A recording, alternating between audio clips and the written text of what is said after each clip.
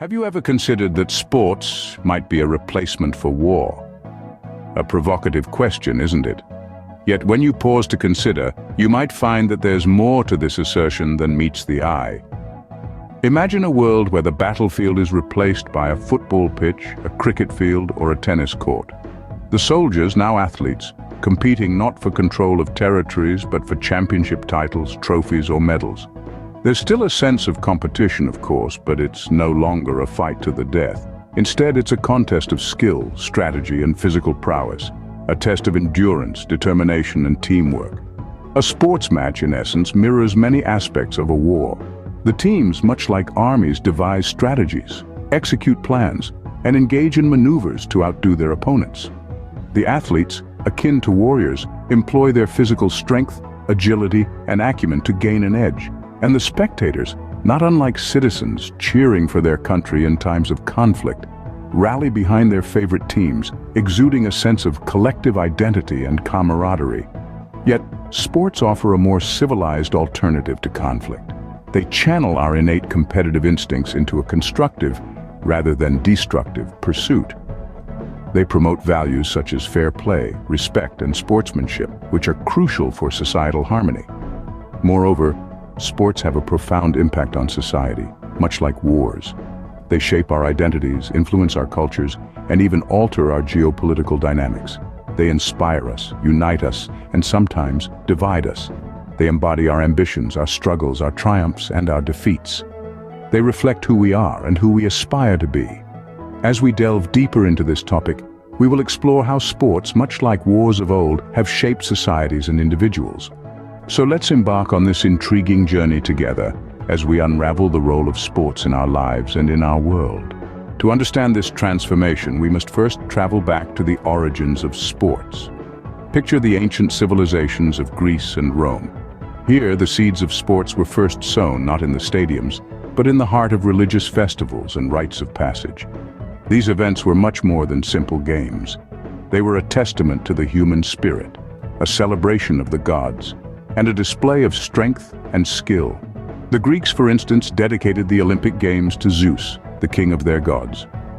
Athletes from all over the Greek world would gather to compete, and the victors were hailed as heroes, showered with laurels and immortalized in song and story. These games were not just about winning or losing. They were a way to honor the gods and bring the community together. Now, let's journey a little west to the heart of the Roman Empire. Here, sports took on a slightly different form. Gladiatorial games and chariot races were the order of the day. These events were grand spectacles designed to entertain, but also to demonstrate the power and prowess of the Roman people. The Colosseum, with its massive crowds and roaring cheers, was a testament to the Roman love for competition and spectacle. As centuries rolled by, the essence of these games, the competition, the community, the celebration, began to shape what we now know as sports. The religious undertones gradually faded, and the focus shifted more towards entertainment and competition. Sports began to transcend borders, bringing people from various cultures and backgrounds together, creating a global community bound by the love for the game. Over time, sports have evolved from a religious ritual to a global phenomenon, much like the evolution of society itself. From the ancient games in Greece and Rome to the modern-day Olympics, from the gladiatorial spectacles to the FIFA World Cup, sports have always been a reflection of who we are as a society. They have shaped us, united us, and given us a way to channel our competitive spirit in a civil and civilized manner. Today, sports like football, cricket, and tennis command a global following, much like the armies of old. These games, played on sprawling fields and courts, are not just pastimes. They are powerful forces that shape our world, just as wars and armies did in the past. Football, with its spectacular goals and heart-stopping saves, has an undeniable worldwide allure. It has the power to unite people from different corners of the globe, much like a common cause rallies soldiers on the war front. The fervor of the fans in the stadiums, their chants and cheers, are comparable to the war cries of yesteryears. The shared passion for a team or a player creates a sense of identity, a feeling of belonging, much like a band of brothers in arms. Then, there's cricket, a sport that's a religion in some parts of the world. The buzz in the stadium on a match day, the anticipation of a thrilling finish, the joy of a well-played shot. It's a spectacle that captivates millions. It's not just a game, but a battle of strategy and skill, a contest of wills, much like a carefully planned military campaign. And let's not forget tennis, a sport that combines strength, precision, and grace in equal measures. The intense one-on-one battles on the court, the thrilling rallies, the tactical mind games, they all evoke the duels of old. The players, with their rackets, are like knights with their swords, battling for supremacy, not in a war zone, but in a peaceful arena. These sports, in essence, have replaced the battlefield. They have become arenas where nations showcase their strength, their skill, their spirit. The victories are celebrated, the defeats are mourned, but at the end of the day, it's all in good spirit. No lives are lost, no cities are razed, only memories are made, legends are born. These sports have become a platform for nations to demonstrate their prowess, not on the battlefield, but on the pitch, the court, and the field. In sports like boxing and UFC, we see a more direct parallel to the physical combat of war. These sports, often considered brutal, are in fact arenas where the primal urge for physical conflict is satisfied, yet within a highly controlled and regulated environment. Boxing, with its history dating back to the ancient civilizations of Greece, Rome, and Egypt, has always been a way for man to channel his aggression into a structured format. The boxing ring isn't just a place where two individuals fight, it's a modern-day coliseum where discipline, respect, and honor are just as important as the strength of the punch. It's a sport where the raw, unfiltered aggression of man is transformed into an art form, a dance of power and strategy. And then we have the Ultimate Fighting Championship, or UFC, a mixed martial arts event that allows a wide range of fighting techniques, from traditional boxing and wrestling to other forms like Brazilian Jiu-Jitsu, Muay Thai, and Karate. UFC matches are a whirlwind of action, a true test of a fighter's skill, strength, and endurance. But beneath the flurry of punches, kicks, and takedowns, there's a strict code of conduct that every fighter must adhere to, a deep respect for their opponent, and an understanding that the fight is not a brawl, but a sport.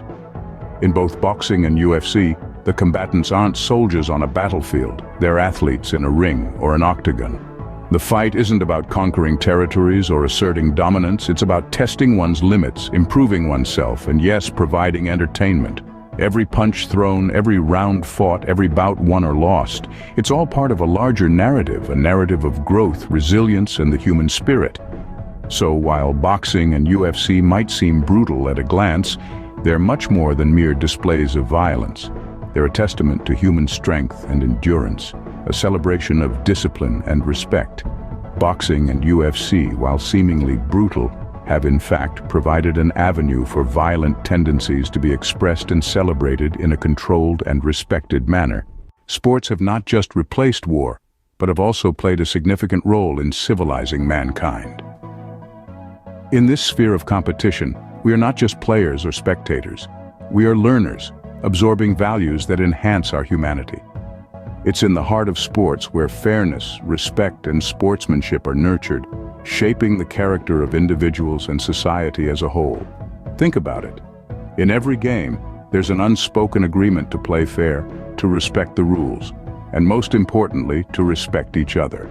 The whistle sounds, the game begins, and two teams battle it out, not with weapons, but with skill, strategy, and sheer determination. There's no room for cheating or foul play. The only way to win is to be better, to be more skilled, to outperform the opposition.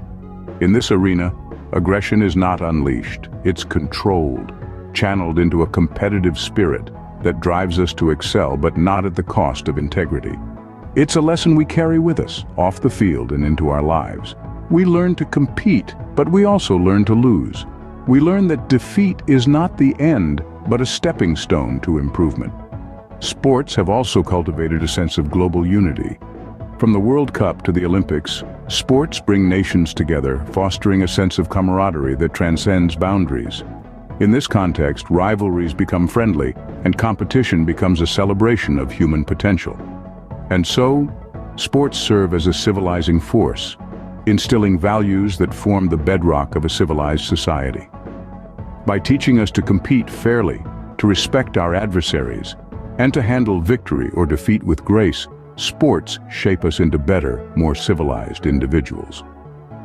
Sports, in their own unique way, have helped to create a more civilized, fair, and respectful society.